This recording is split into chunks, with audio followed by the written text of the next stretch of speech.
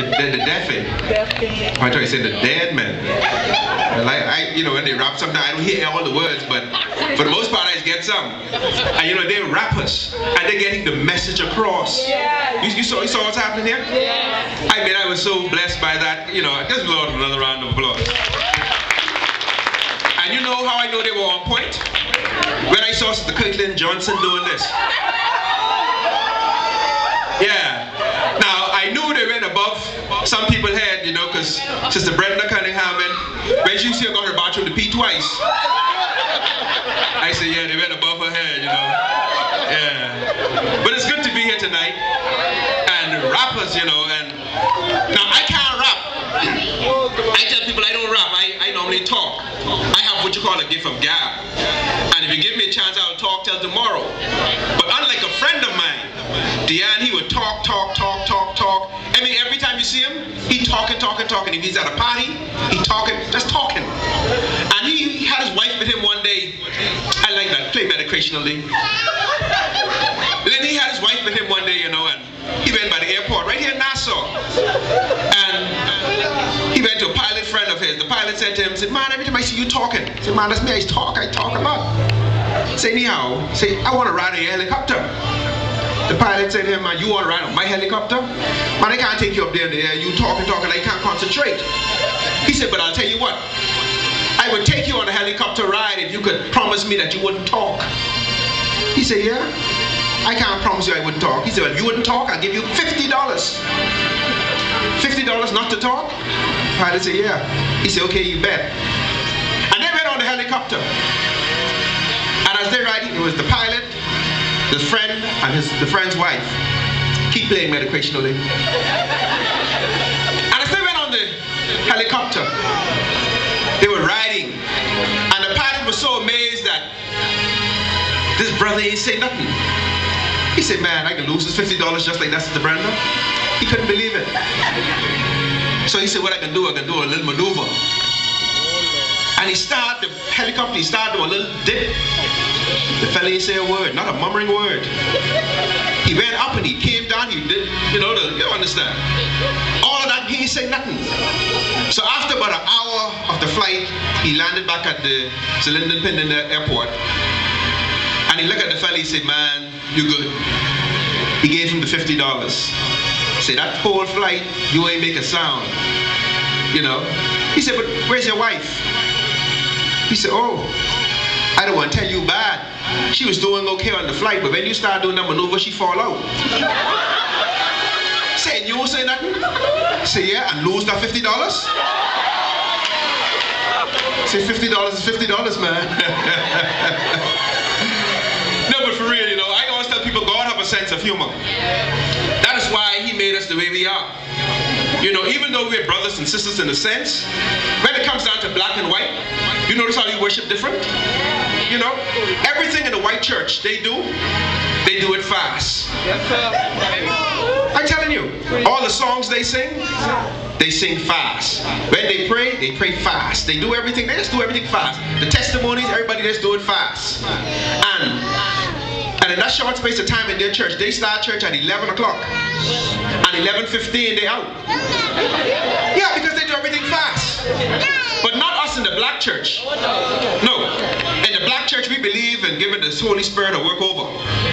When we come in 11 o'clock, we ain't going until minutes to 2. If you don't believe me, go to Marshall Road tomorrow. I tell you, that's how we go.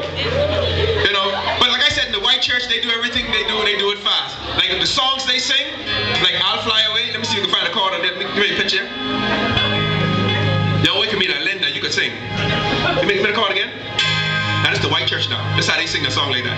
Some that morning when this life is over, I'll fly away to a home on God's celestial shore. I'll fly away. I'll fly away, oh glory. I'll fly away in the morning when I die. Hallelujah, by and by. I'll fly away. Yeah!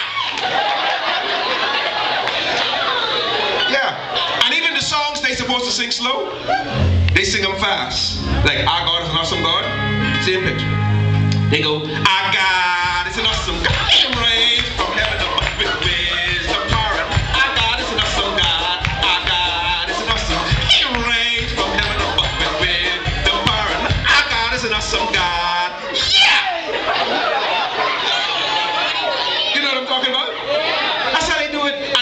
short space of time, they already had 2 christenings, a baptism, I mean even a wedding, and sometimes even a funeral in that short space of time, and they're out.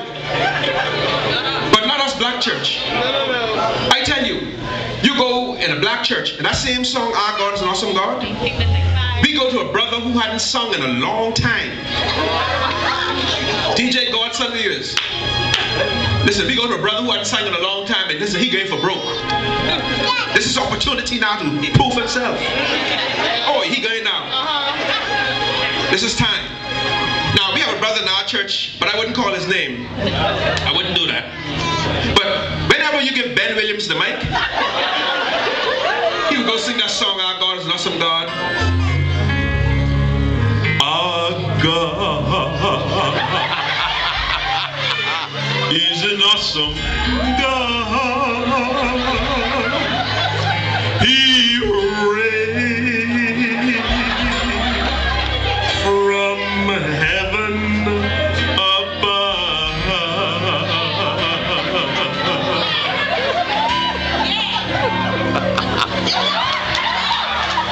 with wisdom, power, and love.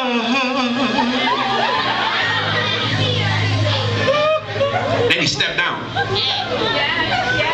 Oh my God. I don't know about you, but my God, your God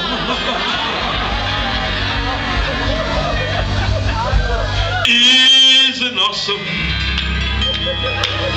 is an awesome, is an awesome God.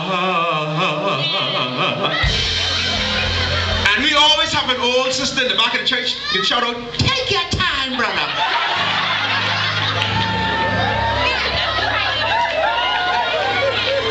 I tell you, man, I don't know about you, but I just love church and talk about church. You know, there are many preachers that do things different from others, and they share with others how they do certain things. Last time I was in Nassau, I overheard 3 pastors talking among themselves as to what they do with their offerings on a Sunday morning when things ain't things. And I could recall it just like it was yesterday. Pastor Scott Wilson, Pastor Tim Johnson, and Bishop Gailey Swan. Three of them having this conversation going as to what they do with their offering. And you know, Scott, the young one in the bunch, Scott said, you know what I just do? I just draw a small circle, I mean, a circle in the ground, you know. And I just take the offering, stand in the middle of that circle, and I throw it up. And whatever land in the circle is God on. What come out the circle is mine. So Brother Tim tell him, say, boy, I hear you, brother. I see that big circle you draw, but what I just do, I draw a small little circle the size of a quarter. Small little circle. And I just throw the money up in the air too, just like how you throw it up. And what go in the circle is God on. What come out is mine. Yeah. And that's how they do their offerings. And you know, the bishop who been around more seasoned than them, he said, well, brethren, God bless you for how y'all do what y'all do. But what I just do, I don't fool with that circle business. You know, because I can't draw straight no how. He said, Madeline, what I just do, I take the offering pan and I just throw it up in the air. What stay up is God on.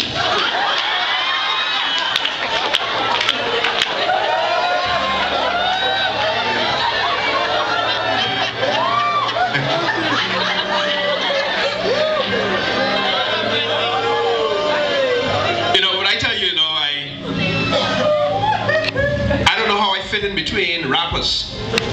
You know, there's something new for me, so you gotta bear with me. This is something new. But you know, I tell people there are some preachers when they preach. There was a revival we had in Grand Bahama a few years ago now. And there was an anointed minister, Sister Brenda. He was anointed. He was preaching fire and brimstone. People were being slain under the Spirit. Keep playing, man, occasionally. When it was happening, you know, he came down to Grand Bahamas. He really was, you know, those who, you know, after he preached the first night and the second night and the third night, he went on, you know, he said, now this is the final night of this crusade. He said, those of you who want something from the Lord, you come. And people came up and he was touching them, and like I said, they were being slain. And before he closed out, he said, listen, there is a young man in here that needs something from the Lord tonight. Keep playing medicationally. And he said, that young man, I want you to come up. No one came. He said, you are a young man and you are in here tonight. Like how the other brother asked for those who are under 100 to stand. He was like direct like that. He said, listen, the young man, you are in here, you're sitting on this side of the room. He went direct.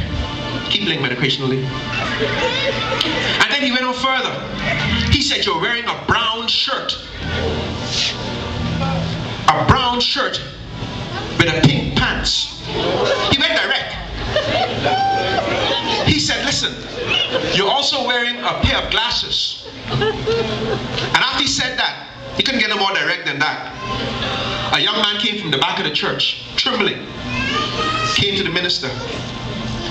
And when Brother Scott saw that, Brother Scott said, yeah, that's you. He said, what is it you need from the Lord tonight? He went to him, he started trembling, he said, Pastor Scott, I want you to pray for my hearing. Pray for your hearing? Pastor Scott turned around to his deacon, he said, come, bring the grease. And when the deacons came and he poured the grease in his hand and he started to anoint, Pastor Scott went to start and he started praying. He said, Lord, I pray for this young man hearing. I pray that you restore his hearing, that he'll be able to hear better than he heard before. Woo! Even though we're here in Freeport, I want you to pray that he'll be able to hear what's happening in Nassau. And just start praying. And when he thought he was finished, he snapped his fingers, asked the young man, how is your hearing now? Keep playing medicationally. The young man looked at him trembling, saying, Pastor, I don't know. It ain't until next week, Wednesday.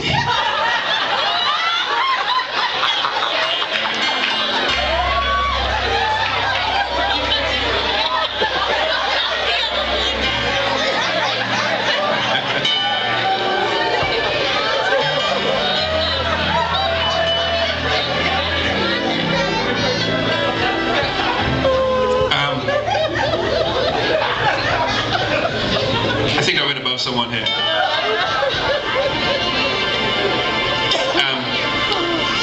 Could you please tell Shane exactly what I meant? I see he's lost.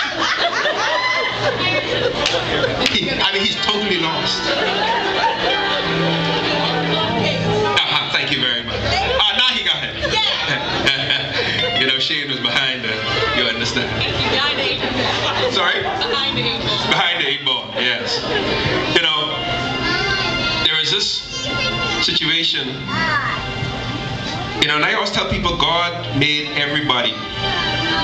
There's no two people alike, even though you could be identical twins, triplets, whatever, but there's no two alike, Scott.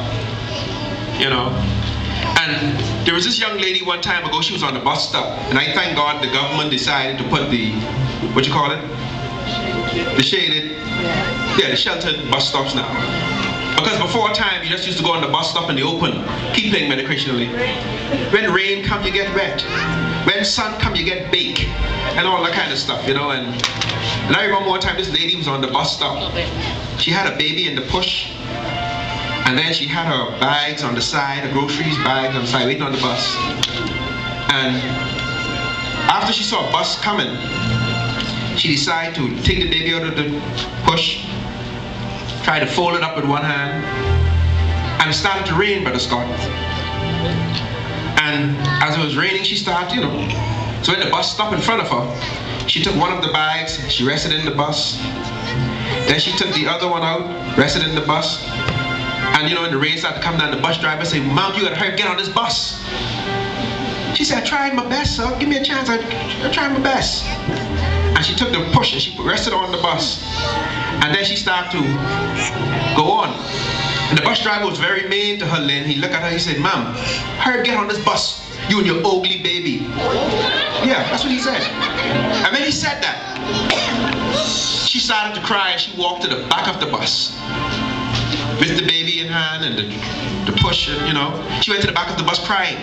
Another passenger who sat on the back of the bus, he asked her, said, "Mom, what happened to you? Why are you crying?" She said, "The bus driver said something to me that hurt my feelings. I don't like what he said." He said, "Well, what is it that he said that's so bad that hurt your feelings, that you have to cry?" Say, "He just hurt my feelings. I just don't like what he said." And the man said to her, "Listen here, you are a passenger on this bus. You don't have to take no nonsense from him. Because if you don't pay him, he can't survive. So you could go up there and tell him how you feel. He don't have the right to come and tell you, you know, to hurt your feelings, to make you cry. No. Go up there and tell him how you feel. Let him know you don't like what he said. Go ahead. And while you go, let me hold your little monkey for you."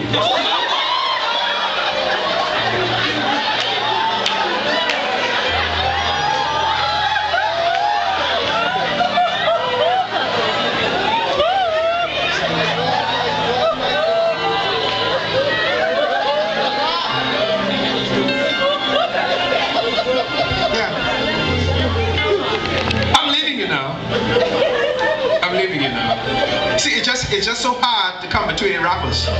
You know, in the sandwich between rappers that I think are greater than me is coming after me still. So I mean, it's a rap night. You know. But I want to leave you with this. There was a story that was told about a young man who had a cat, Diane. He loved his cat. And he was going off, his company sent him off for a week of training. And when he went off, you know, he went to his neighbor. Madly, he told the neighbor, said, "Now, I'm going off for a week. I need you to look after my cat. I'll give you enough cat litter, enough cat food, and of course, I'm sure you have water that you could deal with the cat. Just take care of my cat for me till I come back. I'll be back in a week. Keep playing recreationally." And when he went off, you know, he went away. He left on Sunday. He wasn't supposed to come back till that following Saturday. But he got a call on Tuesday from his neighbor. When his neighbor called him, say, "Harry, say, hey, what's up, boy?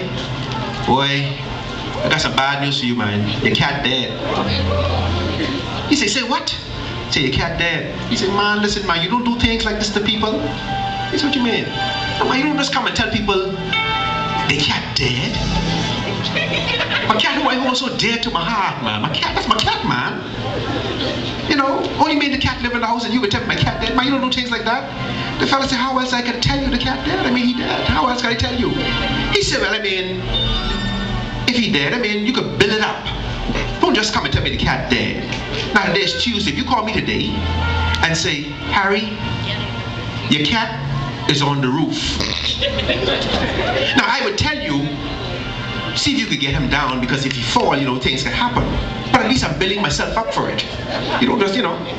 And then, that's Tuesday. Then Wednesday, you could say, "Harry, the cat fall off the roof." You see, at least I'm building up. You see? And so, you know, I can't do nothing. You're not dead anyhow. I can't do nothing. But you build me up so I can take the news better.